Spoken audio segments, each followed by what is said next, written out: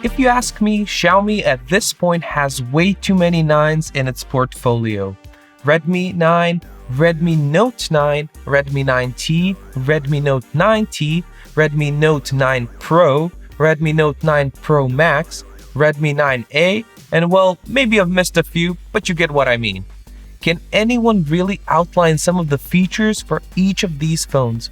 We believe that this may be a difficult task even for Xiaomi product managers.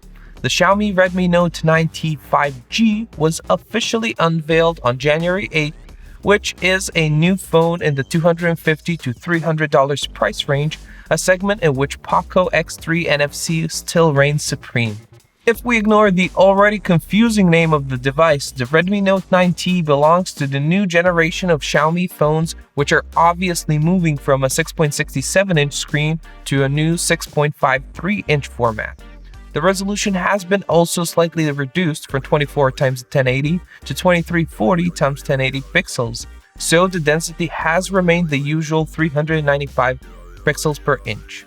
It is an IPS panel with average technical specs with the brightness rated at 450 nits and no option to refresh faster than 60 Hz. The phone is slightly smaller than most Xiaomi last year phones, primarily due to the reduced screen dimensions. The front camera is made in the form of a punch hole in the upper left corner, so the screen-to-body ratio is still around 84% with noticeable bezels, especially on the bottom. Besides the Gorilla Glass 5 protection, the screen comes with a protection film, which is an additional security feature for those users who tend to drop their phones often. The package also includes a transparent silicone case that is decently thick, which will certainly help in case of mechanical shocks and drops. When it comes to design, Xiaomi is sticking to its style of rounded edges, which it has been using for quite some time. The Note 9T hasn't deviated far from its predecessors, so the back of the phone, which is what mainly visually separates different phones, is similar to the ones of the recently tested Mi 10T Lite. The camera system is placed on the inside of the rectangular housing within a circular cutout in the middle of the upper part of the back.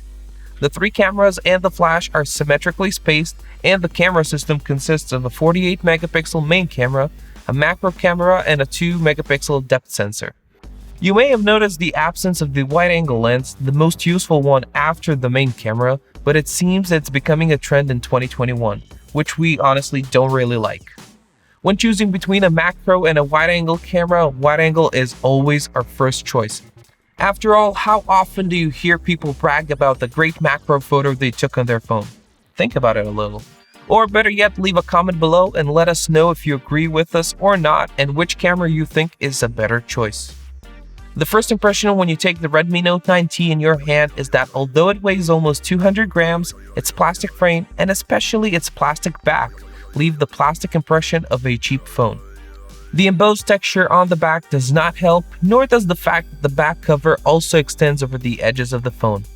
The good thing, however, is that the silicone case completely eliminates this feeling, so it is our recommendation to use it because this is one of the few phones that may look better in a case than without one. The buttons and connectors are placed in the usual spots around the edges of the phone body, along with stereo speakers that have two openings, one in the handset and the other one at the top. Xiaomi also made room for an infrared blaster on the top and a 3.5mm jack at the bottom. The fingerprint sensor is very fast and integrated into the side power button. The USB-C port supports fast charging at 18 watts, although the charger that comes in the package is rated higher at 22.5 watts. Charging takes a little over an hour and a half and provides 2 up to 2.5 days of combined use. Even when you really try, there is a great chance that you will not be able to discharge the battery in one day, and we really have to commend Xiaomi on that. We have to note that this is the first time we got a phone with the MediaTek Dimensity 800U chipset, so we carefully examined the performance of the new 7nm mid-range octa-core chipset with an integrated 5G modem.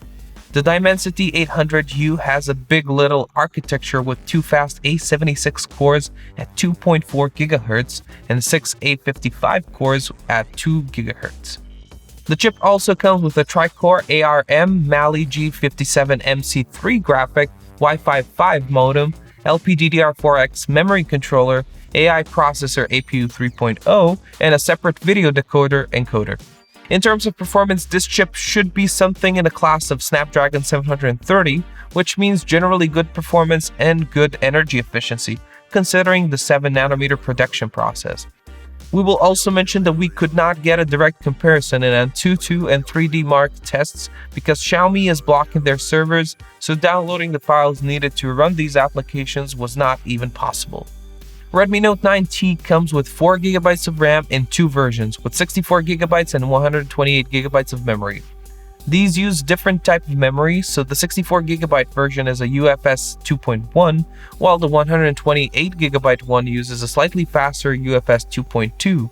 Therefore, it is probably a good idea to just go with the 128GB version, not only because of the size, but also because of the speed. The good news is that in addition to the 2 nano SIM cards, the Redmi Note 9T also has a dedicated micro SD slot that can help if you're storing a lot of images in 4K videos. The system uses Android 10 and MIUI 12 that we've already seen on several newer Xiaomi phones.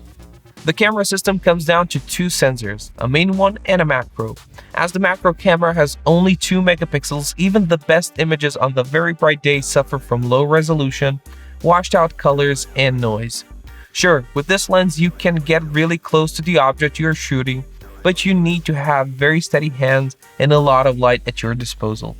We think it might be better to simply take a picture using the main camera and then crop and enlarge the part of the image you need, because the results are often even better than those with the macro camera. The main camera is something we've seen so many times by now, the quad buyer type with a resolution of 48 megapixels. The photos it takes are served at 12 megapixels, but you can always opt for higher resolution photos by choosing the More option in the camera menu. Although it does not have a wide-angle lens with a focal length of 26mm, the angle captured by the main camera is quite wide, which gives flexibility to the entire system. The aperture is f1.8 and the pixels are 0.8 micrometers or 1.6 micrometers by merging adjacent pixels. Focusing system uses face detection and the camera can record a maximum of 4K at 30 FPS without stabilization. By day, the images are detailed with excellent dynamic range but a slightly noticeable processing, so the images may appear artificially sharp, as if someone had applied a sharpening filter to a standard photo. This is evident in the shadows that are starting to look like they were painted with the watercolors. Fortunately, this does not happen every time, so we are satisfied with the quality of the photos on average. Even in slightly lower light conditions, the photos are still decently good with good color reproduction. The portrait mode is good, but it is often confused by strands of hair or outstretched fingers, which can be recognized as the background instead of part of the subject. As quad buyer sensors are known for good photos in low light conditions, we expected nothing less of the Note 9T. Still, while the quality of the photos is good at dusk and in parts with enough light, challenging lighting conditions are a mission impossible for this phone. Blurry photos, lots of noise, poor focusing, only the colors remain good.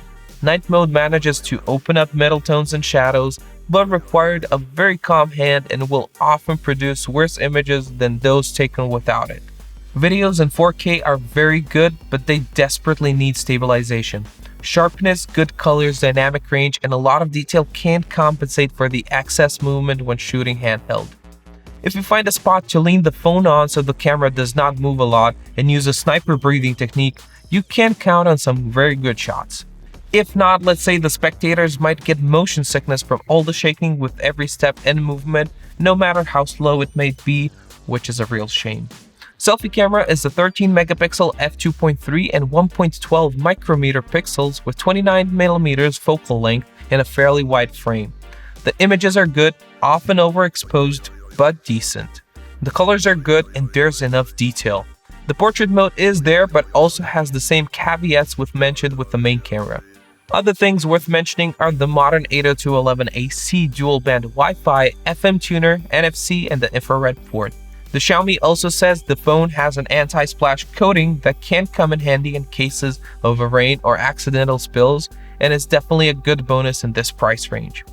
With a price that is extremely similar to the Poco X3, the new Xiaomi Redmi Note 9T 5G offers an interesting new MediaTek chipset, plenty of storage space, and a separate micro SD slot, as well as a very good battery. The screen, on the other hand, is mediocre and does not have a high refresh rate. The cameras are average at best, with a very poor noise results and video that is poorly usable unless you use a tripod. To simply put it, there is no real advantage over the Poco X3, and there are some drawbacks such as slower charging, poorer cameras, screen, and the chassis material. In everyday use, this phone has proven to be a solid device with a nice size and decent overall performance. At no point did we notice any problems like freezing or stuttering, and all modern games worked fine at a decent level of detail, which was to be expected. The version with 128GB and UFS 2.2 proved to be very nice, both in synthetic and actual copying test, so once again we favor this version over those with 64GB.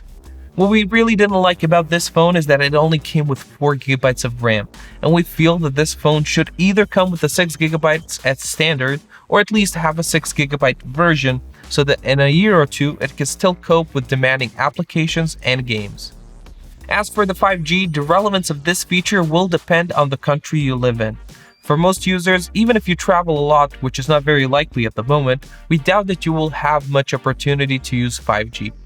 Overall, Redmi Note 9T 5G is a solid phone, but as its parent company has introduced much better phone at the same price, I'm not sure I can recommend the Note 9T over the Poco X3.